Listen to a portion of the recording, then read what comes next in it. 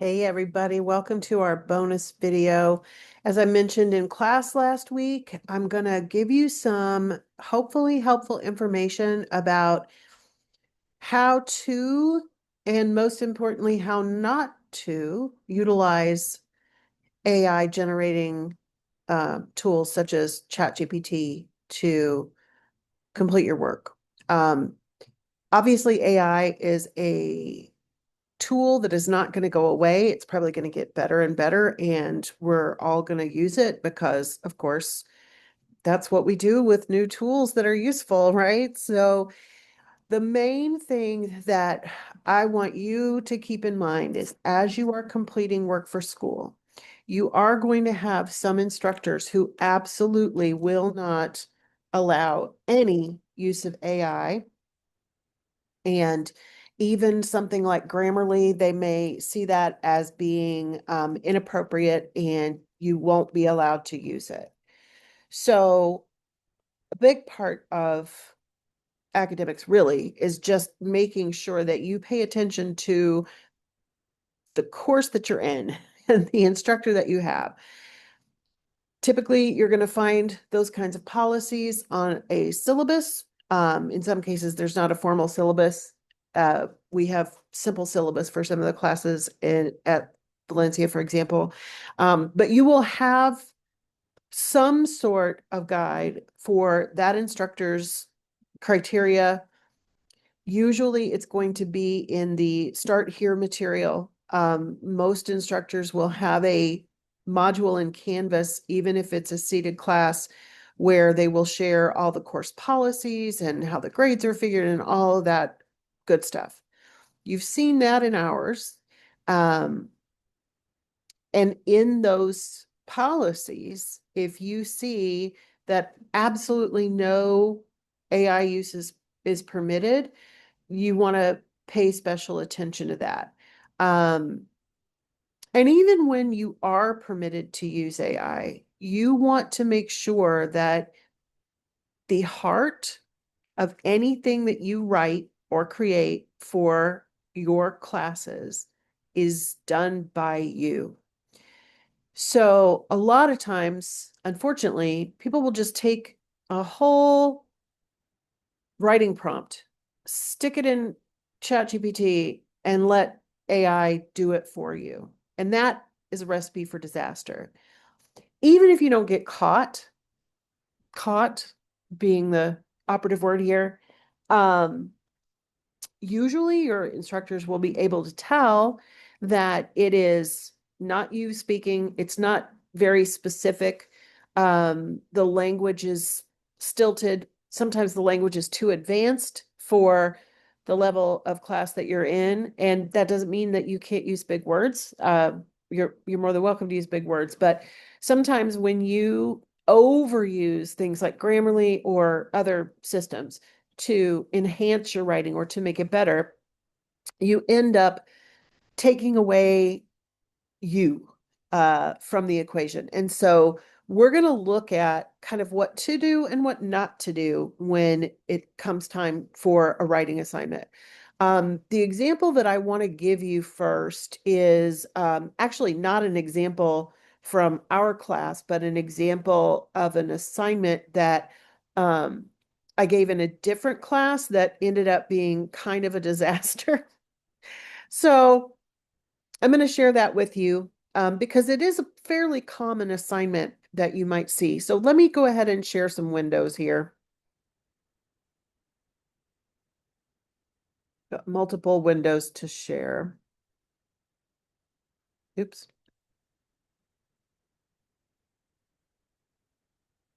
All right. So right now you are looking at the window for ChatGPT, and I'm going to get one of our assignments. Let me see if I have one that's similar enough in your class um, to the one I want to talk about.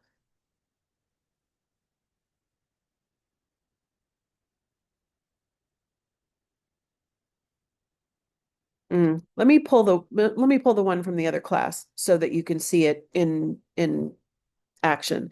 So one of the assignments that you will often have is an annotated bibliography. Oh, this isn't even the right class either. Sorry. So I have a class at Lake Sumter that involves an annotated bibliography, and this assignment,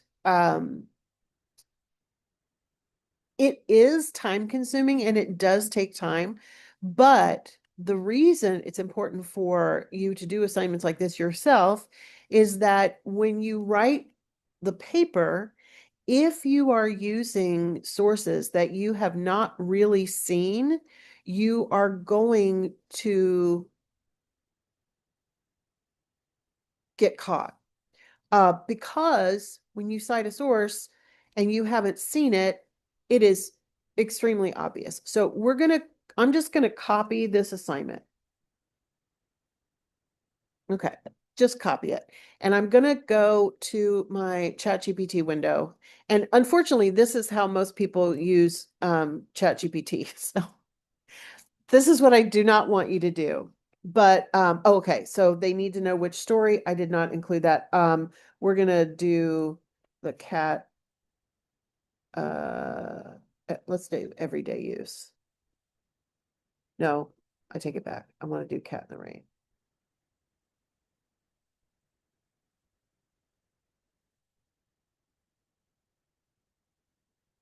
Okay.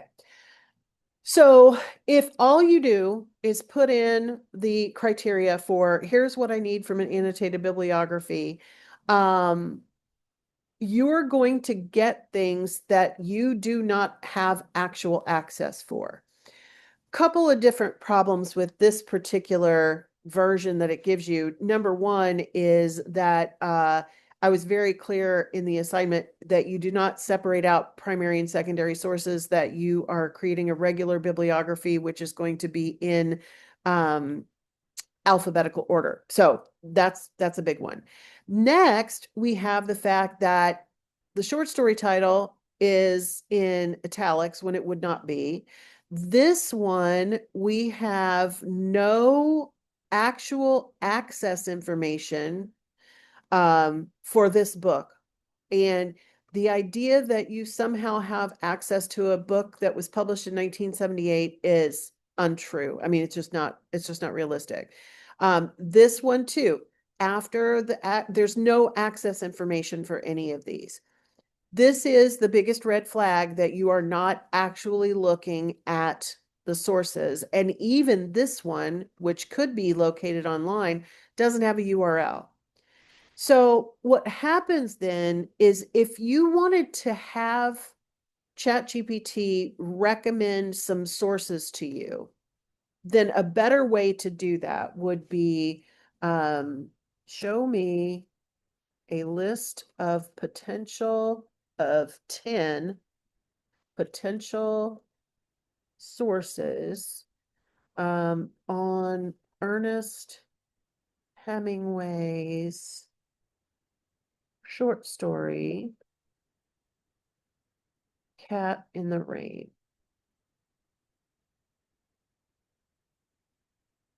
Include the story and at least 7 academic secondary sources.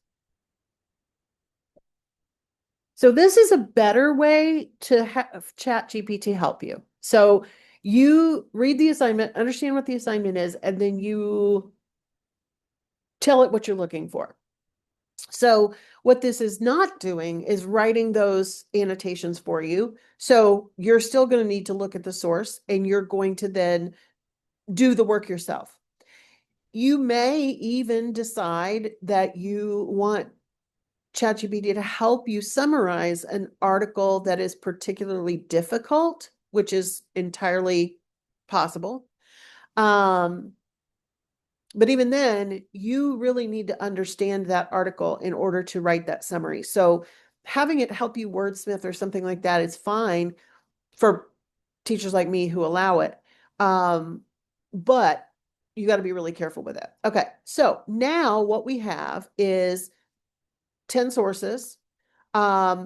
Again, we see that there is no access information. Now, this one, they said they got it from JSTOR, but they have not cited it from JSTOR. And it does allow you to open it. So if you really can access it, that's great, but you're going to need the full citation. I can tell you for sure that one of the biggest red flag things that happened in this particular assignment is that this is not the same version of the story that the students were provided. So that's always a giant red flag. So just out of curiosity, let's see if we can actually open this and utilize it. Yes, that's awesome. So the thing about journal articles is that you need to be citing it using the journal, the database information. I do not see where this one is giving you the citation button, but notice it says log in through your library. So let's try it. Let's try it. This was for Lake Sumter, so State College.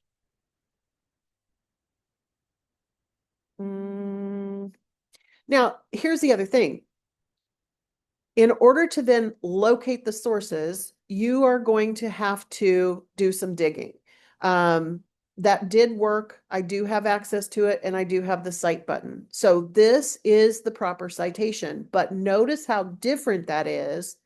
In fact, let's put it in a Word document so you can see. We're going to notice how different that is from what ChatGPT gave us. So let me copy this one and put that in the Word document. So here's the thing. If you just did the research yourself in the school library, you would not have to go through all this rigmarole. So if you use something like ChatGPT to help you find sources, that's awesome. And most of them do appear to be accessible, but you will then have to cite it using our library. So I would, instead of doing this, I would always, if I have a paper to write, I would go directly to the school's library, as we've learned in class, and use the databases that are there. So in our class, of course, we are writing argument papers. So let's look at one of our argument topics. In fact, let's put that in ChatGPT first. In fact, let me get the wording. All right, assignments. Argument paper. All right, so let's say we want to write about this first one. I'm going to take this one off the top here. And let's go to our ChatGPT. I need potential sources for an argument paper on mindfulness. There we go. Okay. So this is going to do what it just did. It's going to think a little bit, but it's going to give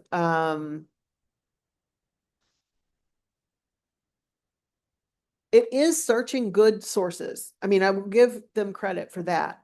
The problem is that if you don't use our library, and especially if you don't have the full citations, that's going to cause all kinds of problems. The other thing is, this is going to be giving us like super high level articles, which is great, but may or may not be what we really need at the level of the 1000 level class. Okay. This one too, you'll see it has the access to some of them, but most of them don't have access information. So a better way to go about this is to literally just use the databases that we have. So when we put in, let's put in opposing viewpoints, because as we know, that's the best one for the argument stuff. This one. And just to demonstrate that it could be this easy, I don't know if this will help, but I'm going to just put that in. I'm just going to put the prompt in.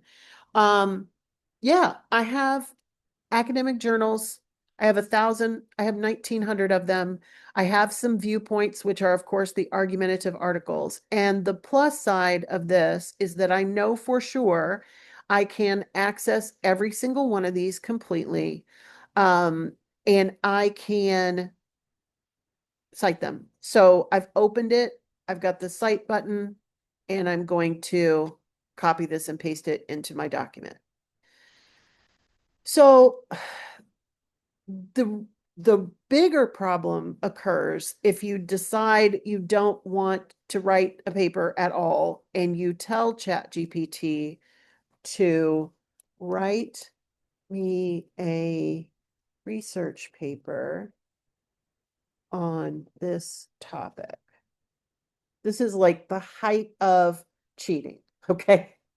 And I shouldn't demonstrate it, but I think it's good to see what happens. So this is going to write me a research paper. I did not put anything else in specifically. So one of the things that, of course, happens if we just tell it to write us a research paper is that oftentimes we end up with a much more major kind of paper than we would be expected to write in our situation. The other thing that is really telling when you do this is you will notice that ChatGPT creates these headings. We don't use headings, especially not in an MLA paper. So we're going to scroll down and we're going to say, let's pretend like we're going to use this paper. It's still working. You can tell this is way longer than ours was required to be. So that's another thing that is a bad sign. By the way, also bad sign, the works cited are not in alphabetical order. Now, it says it can convert this into a formatted MLA style paper with proper header, double spacing, et cetera, et cetera. So let's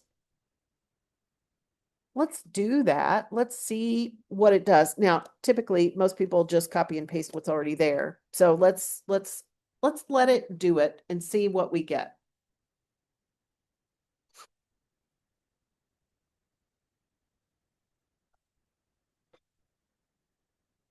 I will tell you one of the major problems that people create for themselves is that they then, I see it took out the headings, which is interesting. It's not properly formatted, but I mean, that's not that hard to do. Um, we wouldn't use all these bold terms normally in a paper.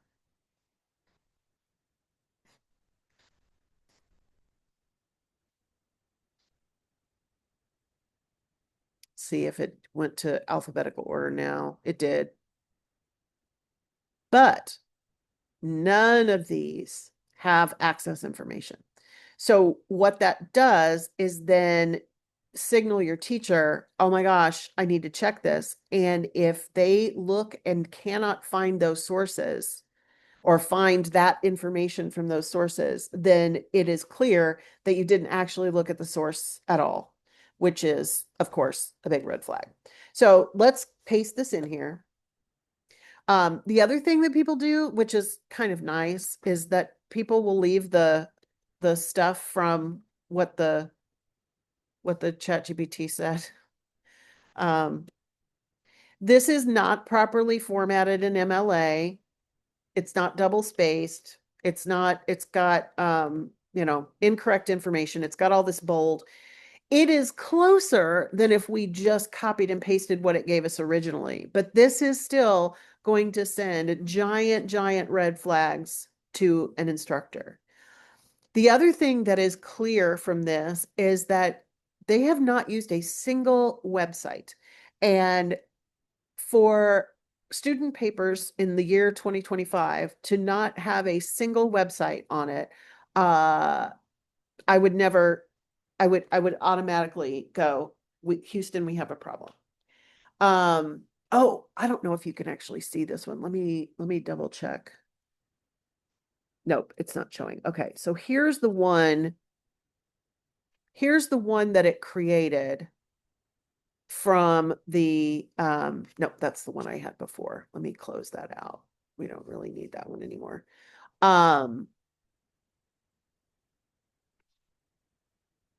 Sure, let's save it. This is the one that we created using the big reformatted thing from ChatGPT, and it's still got all kinds of problems to it.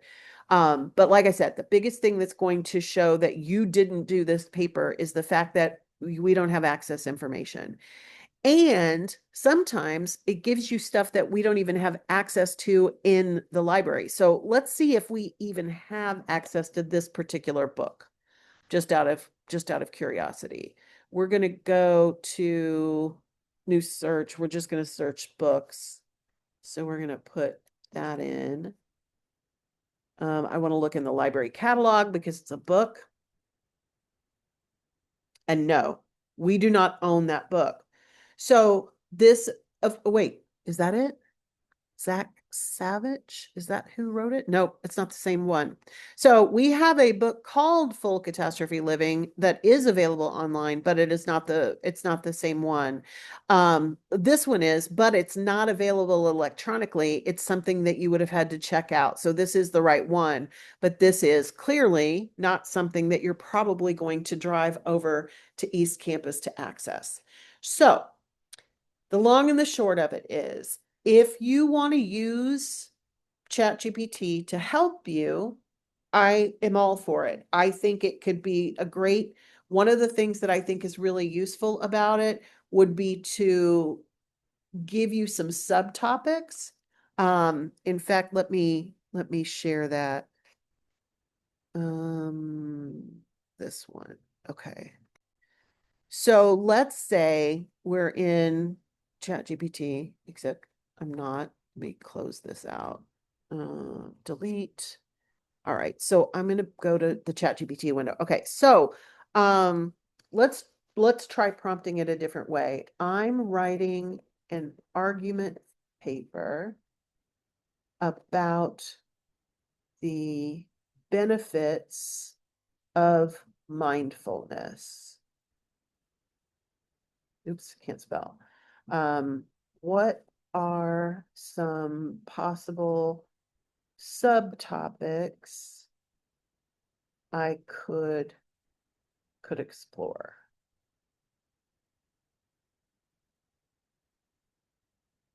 Now, for me, this is a much better use of ChatGPT or another thing.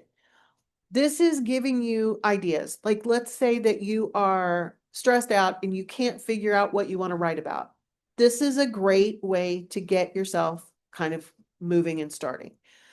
The other thing that you can do is, once you have your subtopics, you can use ChatGPT to help you create an outline, to put things in a logical order, that sort of stuff. So when you utilize AI, if it's allowed, make sure that you understand what you're asking it for and that you have come up with that question. Do not just take a prompt that somebody has given you and stick that in and expect good things to happen for you. Okay. So keep that in mind. Even something like Grammarly is technically considered AI. And some instructors will not allow you to use it. I highly recommend using Grammarly because, quite frankly, it's great that we can eliminate more of the grammar and usage mistakes than Word. Word's system is great, but it doesn't capture anywhere near the amount of stuff that Grammarly does. So I'm all for using modern tools. Just be careful with them. And here's, of course, the most important piece of advice. When in doubt, ask the instructor. Like, I think you guys know, because you've been in real rooms with me for a whole semester, that I am approachable and I am someone who will help you with something. So don't be afraid to reach out and ask the instructor. Like, I don't know how to get started on this annotated bibliography. What do I need to do? You know, they're going to tell you to go to the library and work with the librarian most of the time. But ask the questions. And sometimes we don't know what we don't know. So I get that we don't always know what questions to ask, but rather than just going into an AI system and asking it to do something for you, get your own thoughts going first. And even if you have to use AI to get those thoughts going, that is better than just letting it do the work for you, because it's not going to give you the right outcome in the long run. So if you have any questions, let me know. Take care, everybody.